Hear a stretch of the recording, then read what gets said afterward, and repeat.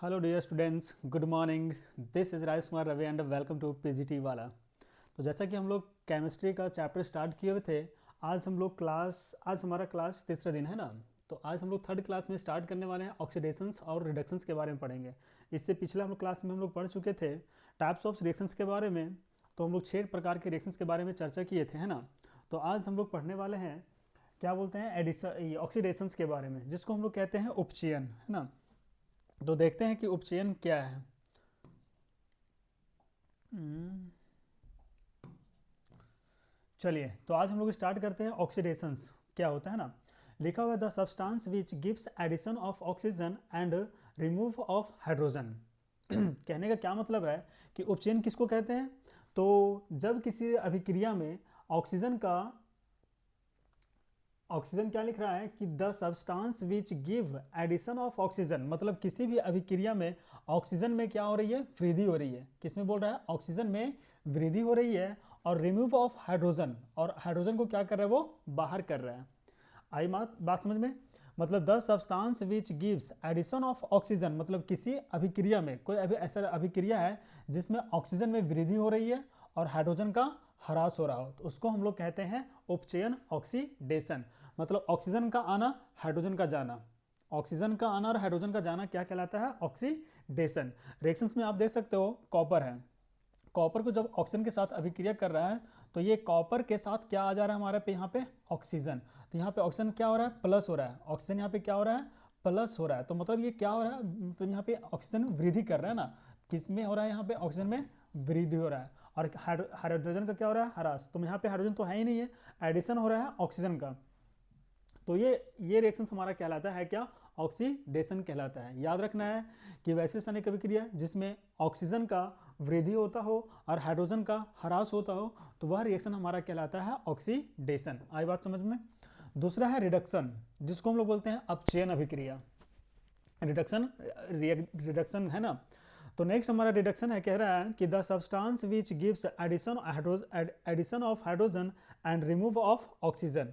Just opposite है, ऊपर वाला में आ रहा था ऑक्सीजन का वृद्धि हो रहा था, हाइड्रोजन का ह्रास हो रहा था। इसमें हाइड्रोजन का क्या हो रहा है, हाइड्रोजन को रिमूव कर रहा है और ऑक्सीजन को ला रहा है ना।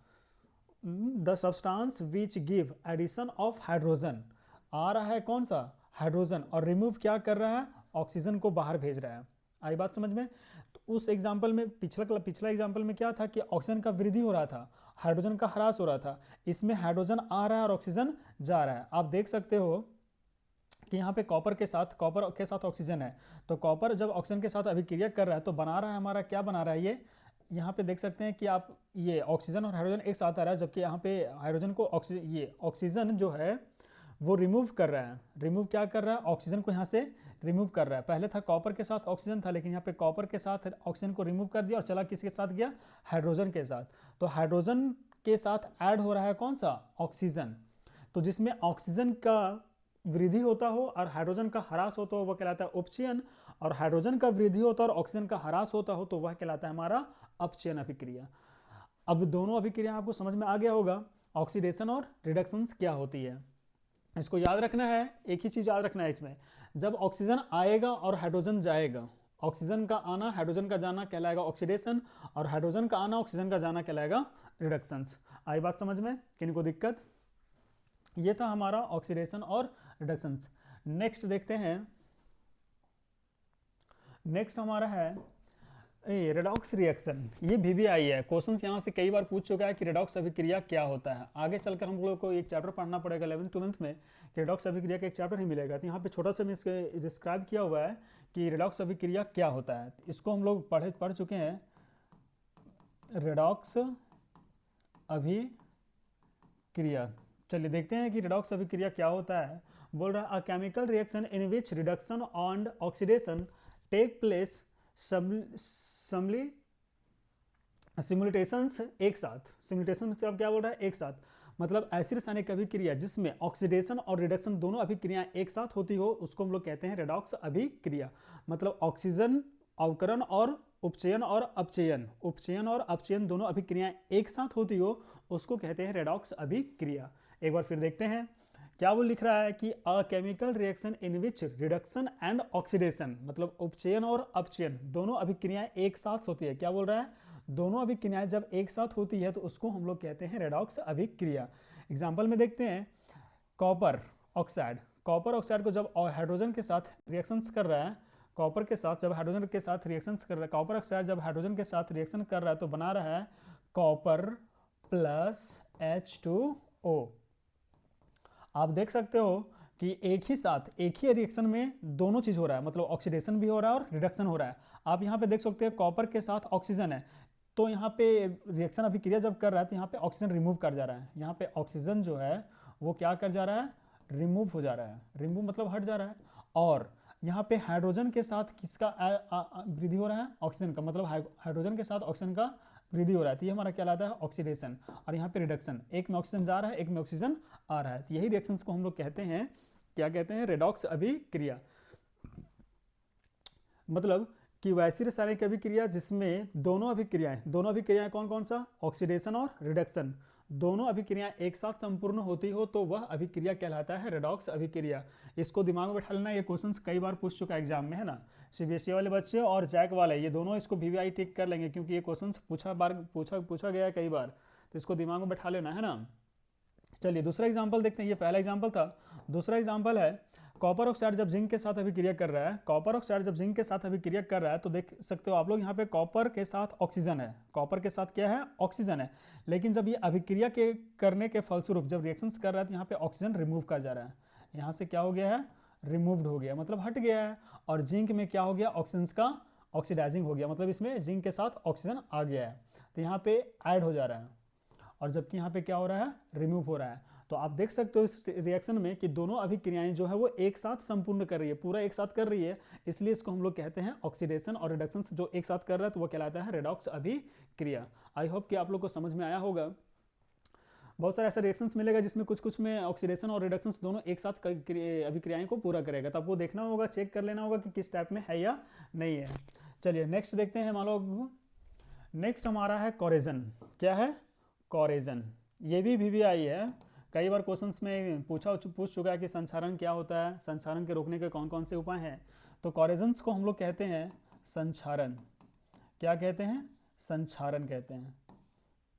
वीवीआई है, इसको टिक कर लेना है कि क्वेश्चंस या फिर संक्षारण पूछ सकता है या फिर क्या बोल सकेगा कि सेव ऑफ कोरेजन, कि संक्षारण को हम लोग कैसे रोक सकते हैं, तो ये सब क्वेश्चन एग्जाम में पूछ सकता है ना। चलिए देखते हैं, बोलता है the process of slow conversion metal into their under air compounds due to their reactions with oxygen and water, acid, gas, etc। मतलब बोल रहा है कि जब कोई धातु वस्तु है, जब कोई धातु वस्तु को खुले वायु के संपर्क में छोड़ देते हैं तो उसका जो ऊपरी परत होता है वो हवा, मतलब क्या बोल रहा है, एयर। आप देख सकते हो यहाँ पे लिखा हुआ oxygen, water, acid and gas, ये सब के संपर्क में जब आता है कोई मेटल ऑब्जेक्ट, कौन सा आता है, कोई मेटल्स आता है, तो वो क्या हो जाता है, उसका ऊपरी परत झड़ने लगता है या सड़ने लगता है, मतलब जिससे क्या होता है ना कि उसका जो रंग होता है वो चेंज कर जाता है, तो उसको हम लोग कहते हैं संक्षारण। एक शब्द में बोल सकते हैं, एक सेंटेंस में, कि जब कोई धातु वस्तु खुले वायु के संपर्क में काफी लंबे समय तक रहता है तो उसका ऊपरी परत झड़ने व सड़ने लगता है, तो वह उस प्रक्रिया को हम लोग कहते हैं कोरेजन कहते हैं, संक्षारण कहते हैं।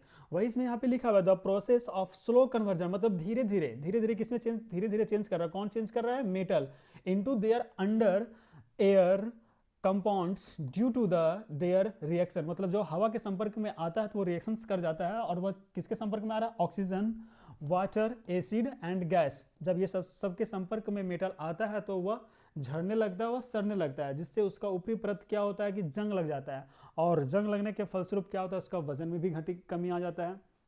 क्वेश्चन पूछेगा कि जब संक्षारण होता है तो वस्तु में कौन कौन से परिवर्तन दिखाई देते हैं, तो आप बता सकते हो कि जब संक्षारण होता है तो उसका वजन में घटता है, रंग में परिवर्तन होता है, ये सभी उसमें परिवर्तन होता है कब, संक्षारण होने के फलस्वरूप।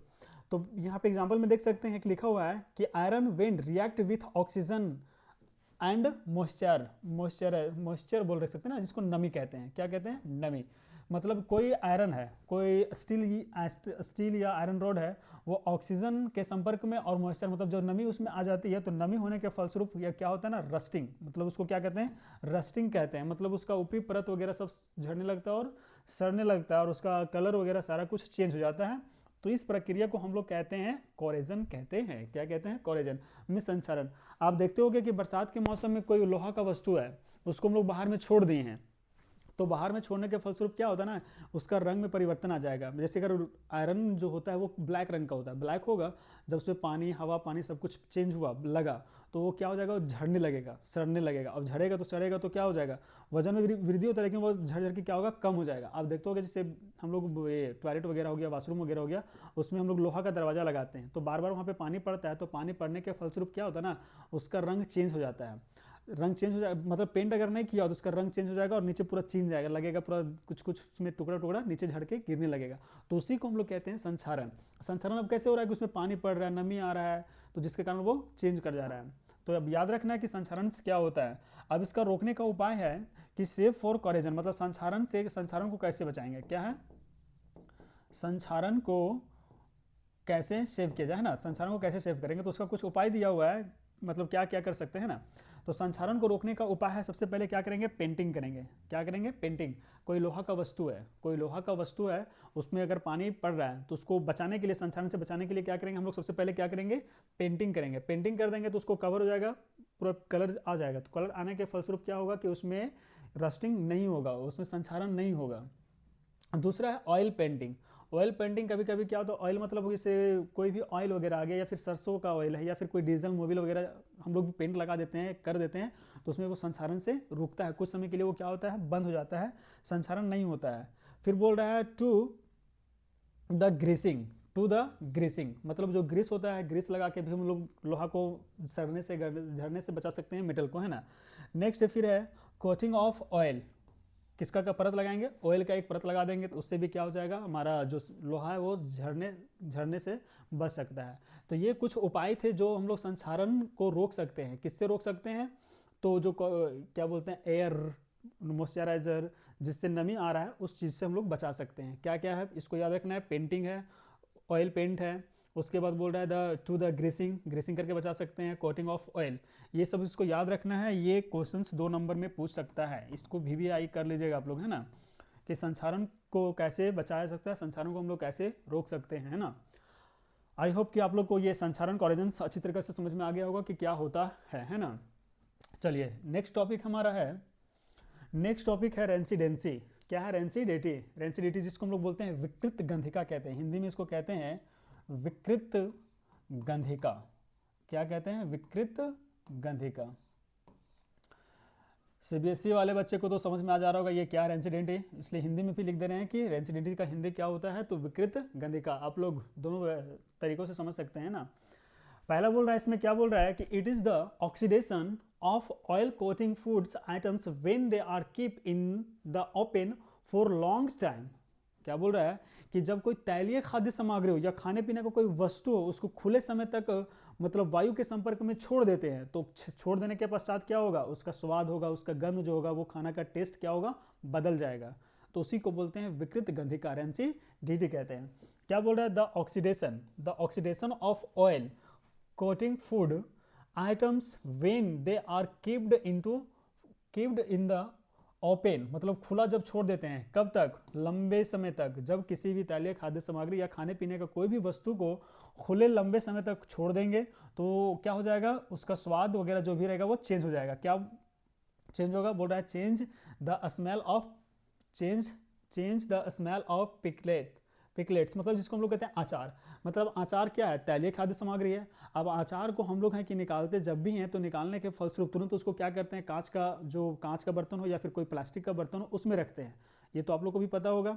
तो इससे क्या होता है कि उसमें हवा नहीं जाता, अब हवा उसको जाने से रोकते हैं तो उसका स्वाद और गंध में परिवर्तन नहीं होता है। लेकिन अगर अचार का जो बॉक्स है उसको हम लोग खोल के छोड़ देंगे, लंबा समय तक छोड़ देंगे, तो देखिएगा कि आप धीरे धीरे क्या होगा, उसमें हवा जाएगा, तो हवा जाने के बाद क्या होगा, ऊपर उसकी ऊपरी परत में वाइट होने लगता है। वाइट मतलब जिसको हम लोग बोलते हैं कि भुआ जाता है।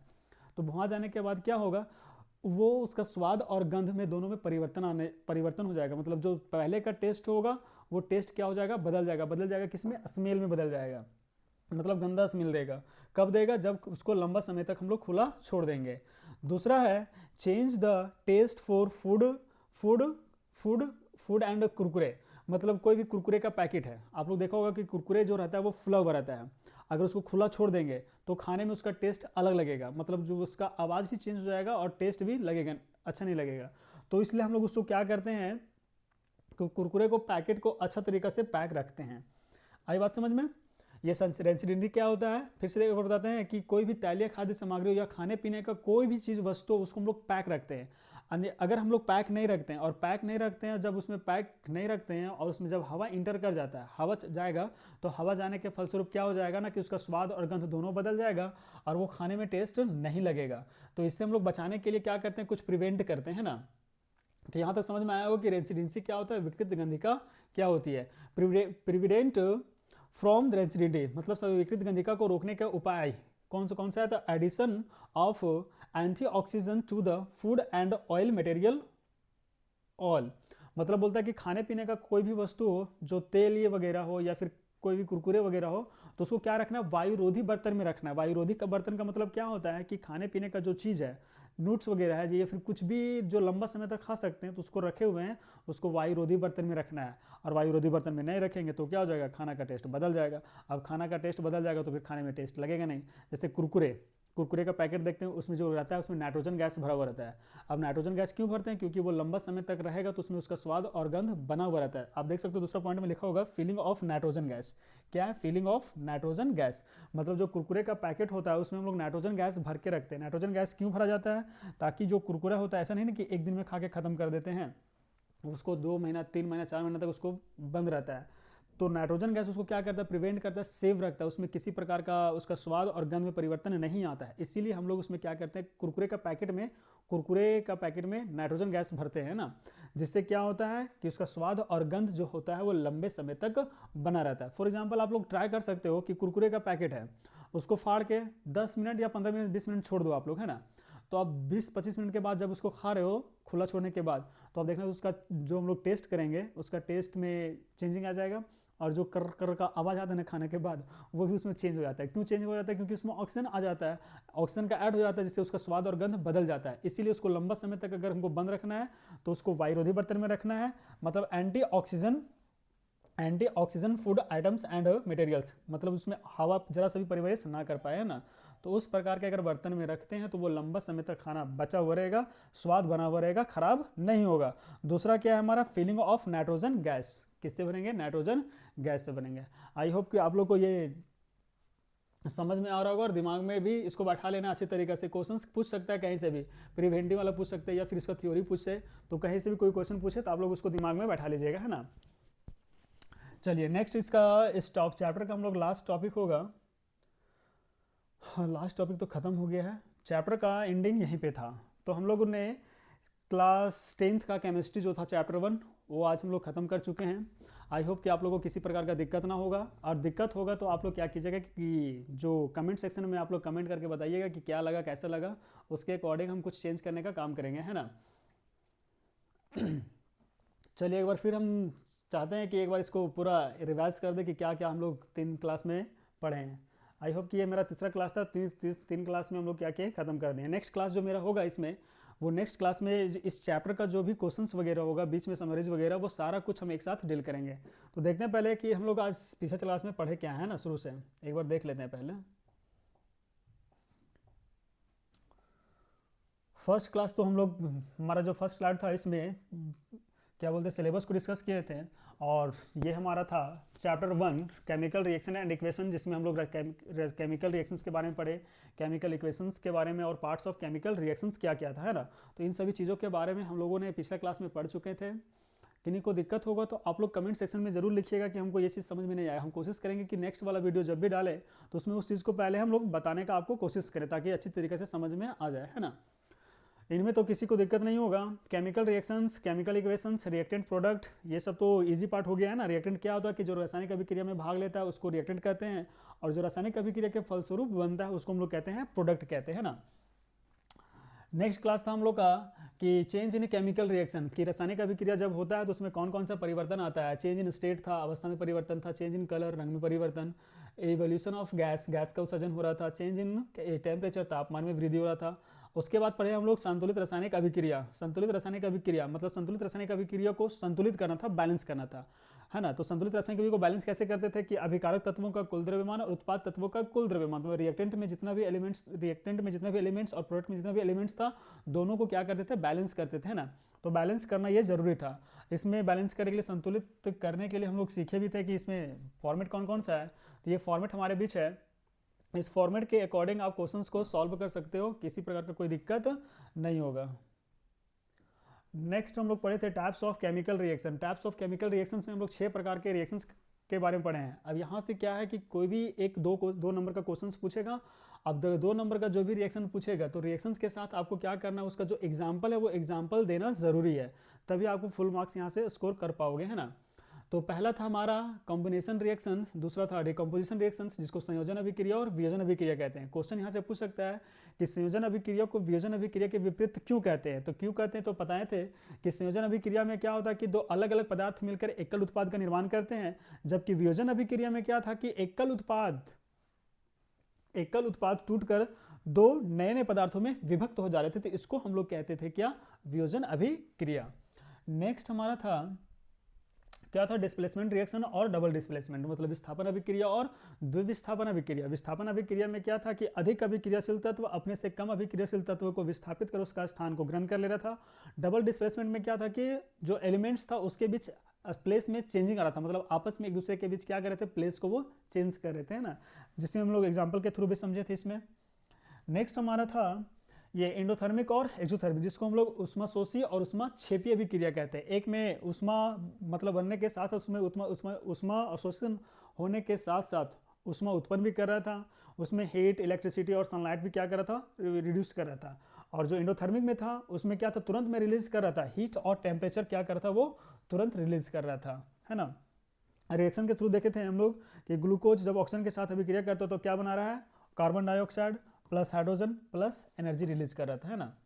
नेक्स्ट टॉपिक था हमारा एडिशन, ऑक्सीडेशंस और रिडक्शन।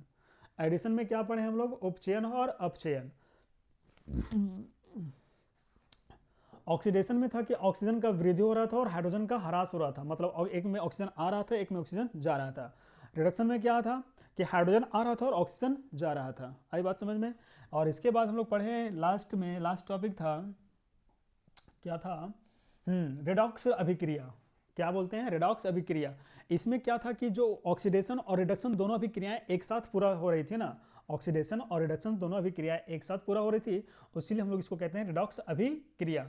आप लोग एग्जांपल के थ्रू यहाँ पे देख चुके हैं कि यहाँ पे ऑक्सीजन है, कॉपर के साथ क्या है, ऑक्सीजन है, लेकिन जब अभिक्रिया कर रहा है तो यहाँ पे ऑक्सीजन हट जा रहा है, और ऑक्सीजन हट रहा है तो इसलिए उसको क्या कहते हैं, रिडक्शन।